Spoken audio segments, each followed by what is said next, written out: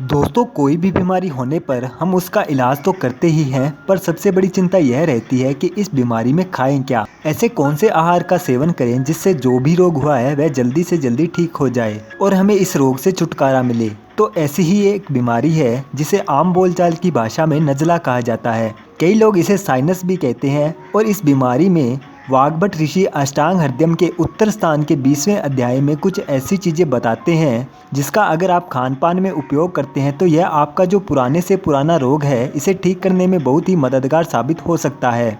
तो चलिए जानते हैं ऐसी कौन सी चीज़ें हैं जिनका सेवन आपको विशेष करके इस रोग में करना चाहिए। अर्थात नज़ले की बीमारी में जो हल्की चीज़ें होती है वह आपके लिए ज़्यादा फायदेमंद है। एग्जाम्पल मूंग हल्का है नेचर में, इसलिए यह इस बीमारी में बहुत फायदेमंद है और इसका सेवन आपको विशेष करके करना चाहिए। आगे कहते हैं जो खट्टी चीजें होती है नेचर में या जिनके अंदर स्नेह होता है, चिकनापन होता है, उन चीजों का प्रयोग आपको जरूर करना चाहिए। अब ऐसी कौन सी चीज है जो खट्टी भी हो और स्नेह भी हो? ऐसे में हमें एक चीज का ध्यान आता है जिसका नाम है दही। जी हाँ, दही के बारे में जैसे वाग्भट ऋषि जी ने कह रखा है, अमल पाक रसम ग्राही, अर्थात जो दही होता है वह खट्टा होता है नेचर में और यह ग्राही अर्थात शरीर में चीजों को रोकने का काम करता है। तो जब आपको नाक से बहुत पतला पानी गिर रहा हो या नाक रुकती ना हो, हमेशा नाक से पतला पतला पानी गिरता है, तो ऐसे में दही का सेवन आपको जरूर करना चाहिए। या फिर उसी दही की जो बनी श्रीखंड होती है उस श्रीखंड का आपको सेवन विशेष रूप से करना चाहिए। इसके अलावा लिक्विड डाइट आप अवॉइड करें, अर्थात जो सूखी चीजें होती है उनका सेवन अगर आप ज्यादा करें तो नज़ले की बीमारी में वह बहुत ही उत्तम होती है। अब सूखी चीजें क्या क्या हो सकती है? आपने भेल खाया है?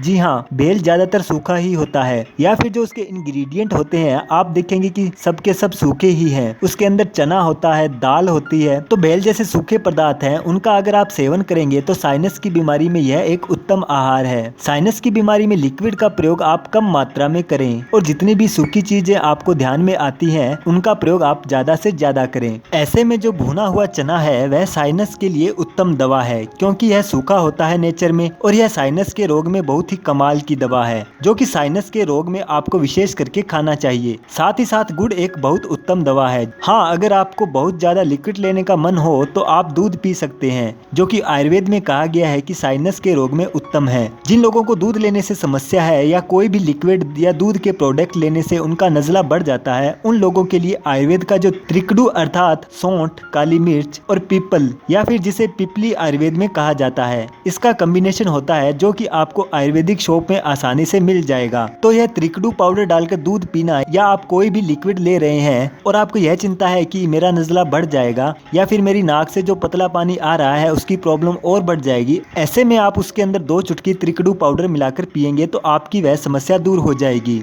और अगर आपको ऐसी समस्या रहती है कि नाक में बहुत गाढ़ा कफ हो गया है, वह कफ सूख नहीं रहा है, आप एंटीबायोटिक, एंटी एलर्जी या कई लोग सिट्रिजन लेते हैं, उस तरह की दवाई लेकर अगर आप परेशान हो गए हैं और यह साइनस नहीं जा रहा है, तो आयुर्वेद में कहा गया है कि जो जौ होता है जिसे आयुर्वेद में बार्ली कहा जाता है वह आपके लिए एक उत्तम दवा है। इस बार्ली की रोटी बनाकर खाना या बार्ली का जो सत्तू होता है वह खाना साइनस की बीमारी में टॉप क्लास टॉनिक है। जो लोग शरीर में पतले हैं उन्हें यह टेंशन है कि बार्ली खाने से वह पतले हो जाएंगे, तो ऐसे लोगों के लिए गेहूं की रोटी खाना या गेहूं का दलिया खाना एक उत्तम आहार है। और ऐसे लोग जो बहुत मोटे हैं उन्हें साइनस की समस्या है तो उन्हें जौ का सेवन ज़्यादा करना चाहिए और ऐसे लोग जो पतले हैं उन लोगों को गेहूं की रोटियों का सेवन ज़्यादा करना चाहिए।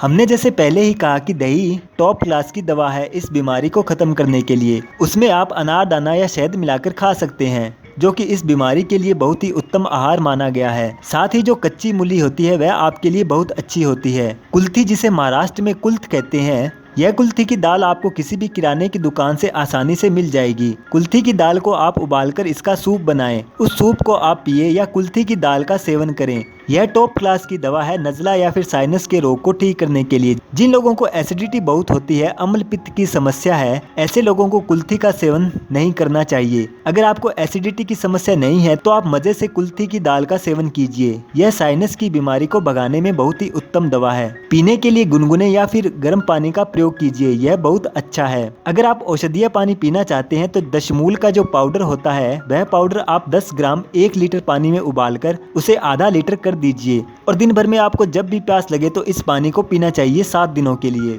ऐसे लोग जो अल्कोहल पीते हैं या फिर शराब का सेवन करते हैं, उन लोगों के लिए जो पुराना शराब है वह ज़्यादा अच्छा है। इसका मतलब यह नहीं है कि आप शराब नहीं पीते तो केवल सिर्फ नज़ला ठीक करने के लिए आप शराब पीना चालू कर दे। आयुर्वेद में ऐसे बहुत सारे आसव अरिष्ट कहे गए हैं जो कि औषधि युक्त दवाइयाँ होती हैं, जो कि किसी भी अल्कोहल से कई गुना ज़्यादा स्ट्रॉन्ग दवाइयाँ होती है, जो कि आप अपने नज़दीकी किसी भी डॉक्टर से अपनी प्रकृति के अनुसार पूछ कर ले सकते हैं। और कुछ चीज़ों का अगर आप ध्यान रखें तो उत्तम होगा, जैसे कि सिर को हमेशा ढक कर रखना, हवा से या फिर ठंडी चीज़ों से बचकर रहना, सिर पर पगड़ी पहनना या फिर कान को हमेशा ढक कर रखना।